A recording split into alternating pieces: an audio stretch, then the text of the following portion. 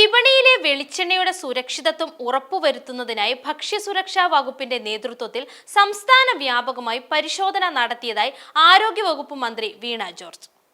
വെളിച്ചെണ്ണ നിർമ്മാണ യൂണിറ്റുകളിലും മൊത്ത ചില്ലറ വ്യാപാര കേന്ദ്രങ്ങളിലുമാണ് ഓപ്പറേഷൻ ലൈഫിന്റെ ഭാഗമായി 3 ദിവസത്തെ സ്പെഷ്യൽ ഡ്രൈവായ ഓപ്പറേഷൻ നാളികേര നടത്തിയത്. വെളിച്ചെണ്ണയുടെ വില കൂടുന്ന സാഹചര്യത്തിൽ മായം ചേർത്ത വെളിച്ചെണ്ണ വിപണിയിൽ എത്താവുന്ന സാഹചര്യം മുന്നിൽ കണ്ടാണ് ഭക്ഷ്യസുരക്ഷാ വകുപ്പ് പരിശോധനകൾ കർശനമാക്കിയത്. മായം ചേർത്ത വെളിച്ചെണ്ണയുടെ വിൽപ്പനയ്ക്കെതിരെ പൊതുജനങ്ങളും ജാഗ്രത പാലിക്കണമെന്ന് മന്ത്രി അഭ്യർത്ഥിച്ചു.